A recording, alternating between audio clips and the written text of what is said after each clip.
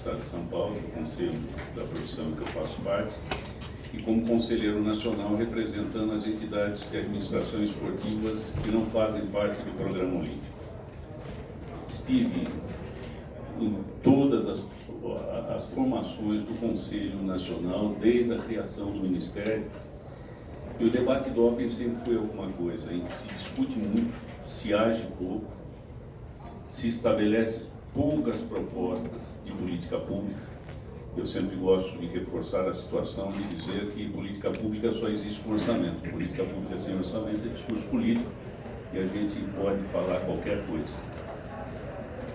Primeiro eu queria entender, e aí num segmento hoje, para o senhor entender mais ou menos rápido a situação das modalidades não olímpicas. Hoje nós temos 29 modalidades no Programa Olímpico e mais de 130 modalidades que não fazem parte do programa. E as políticas geralmente são direcionadas às modalidades olímpicas. Primeiro, um grande erro, ao meu ver, porque se você pega um futsal, que hoje temos 12 milhões de praticantes, se você pega hoje um litoral brasileiro com 8 mil quilômetros, onde nós temos mais de 36 modalidades de praia. O Brasil, vários e vários campeões mundiais. E hoje nós estamos vendo que a questão do doping, ela avançou e transbordou o esporte de alto rendimento e atingiu a sociedade em geral. As modalidades que estão diretamente ligadas às questões fitness passam a transbordar o uso indiscriminado nas academias. Hoje nós temos que tratar, e aí sim eu acho que a Adriana foi muito correta quando ela posiciona na questão de saúde. Primeiro nós precisamos entender o seguinte: se a gente olhar o modelo mundial, o modelo de uma Inglaterra, dos Estados Unidos, a questão da dopagem, ela é feita de forma privada, não com o apoio do governo, até para que exista e não exista vícios. O que nós temos que entender é o seguinte: se há recurso público envolvido, qual deve ser o maior objetivo? Educarmos, disciplinarmos, punirmos.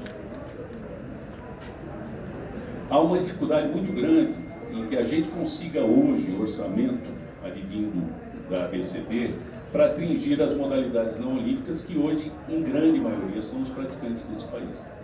Estão à marginalidade, são poucas as modalidades vinculadas, principalmente as modalidades de força, que fazem uso disso.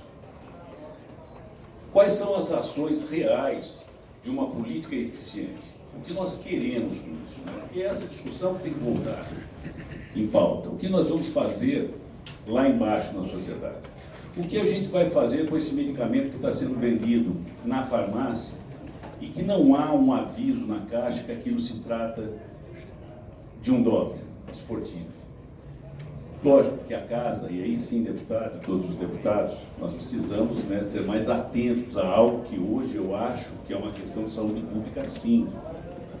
Doutor, o senhor mais que ninguém sabe que o uso indiscriminado disso está tomando ações totalmente preocupantes.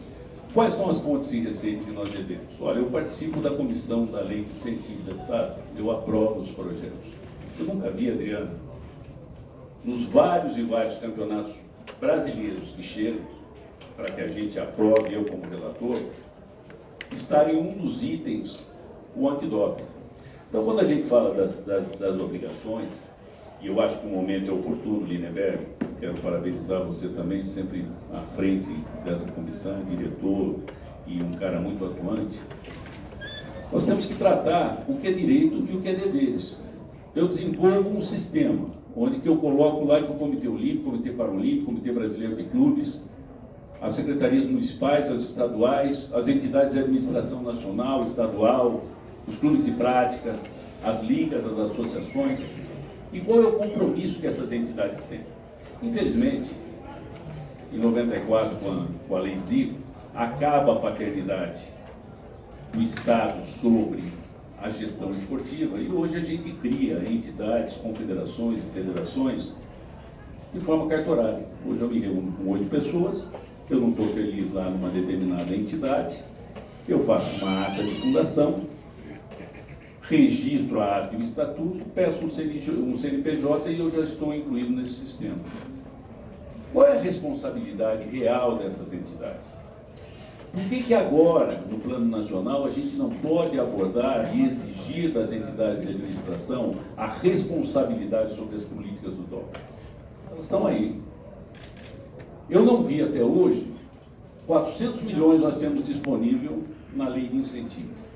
Acho até que hoje o esporte gira em torno a ela, é a maior e melhor ação que o Estado tem, porque ela repassa do dinheiro público ao setor privado, dinheiro para que a gente desenvolva o esporte em todas as suas manifestações.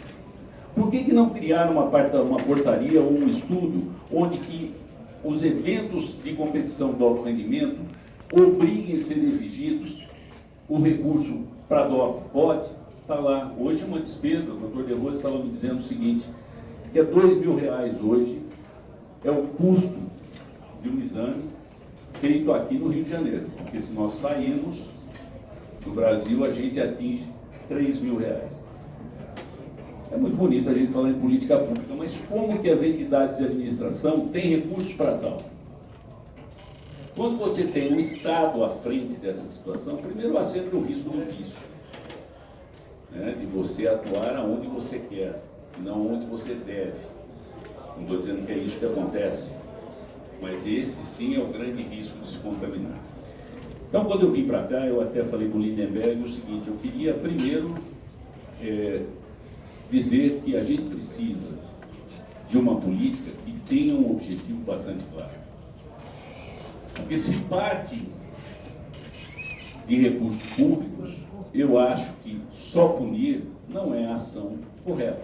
Essa sim deve ser desenvolvida pelas administrações esportivas e pelo segmento privado. O que a gente está fazendo na base, naquele jovem, em processo educacional, e disciplinando e demonstrando os riscos que existem, não só à saúde, mas sim a formação do cidadão. Infelizmente, eu acho que nós estamos totalmente desatentos com essa ação.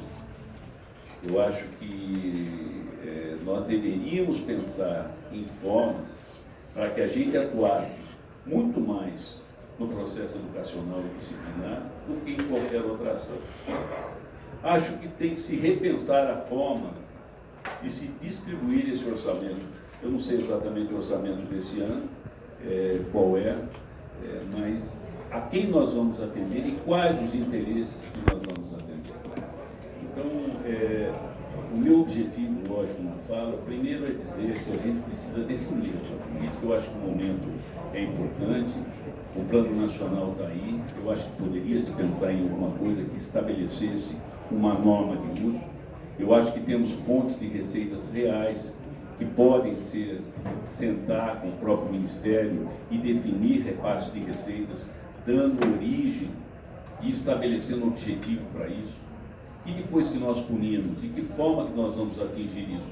Hoje eu vejo muitas vezes a gente atua numa modalidade que nós temos 300 praticantes no país, e longe de eu criticar isso ou não, e estamos deixando à margem modalidades que têm 7, 8, 10 milhões de praticantes no país. Eu acho que nós temos que rever os objetivos disso para ver o que nós devemos, dentro de uma política pública, com clareza, atuar dentro da sociedade. Me predisponho, e aí, mais uma vez, eu acho que a independência, eu sou uma daquelas pessoas que defende que isso tem que ter uma independência do setor público, lógico, mas nós temos, sim, com esse recurso do setor público, nos preocupar muito mais com a questão educacional, de esclarecimento da sociedade, do que qualquer outra coisa. Quero agradecer a possibilidade de estar falando, dizer que nós temos que ter uma política com mais igualdade ou equidade na distribuição, principalmente no que é feito hoje na avaliação e na distribuição dos testes, porque R$2.000, eu quero dizer que se eu for testar 10 atletas, eu tenho uma despesa de R$20.000. Para uma modalidade que já tem recurso da Agnello Piva, que já tem recurso dos outros fontes de receita, que busca a receita, mas para uma entidade pequena, para um esporte que não tem as fontes de receitas, essas estão fadadas a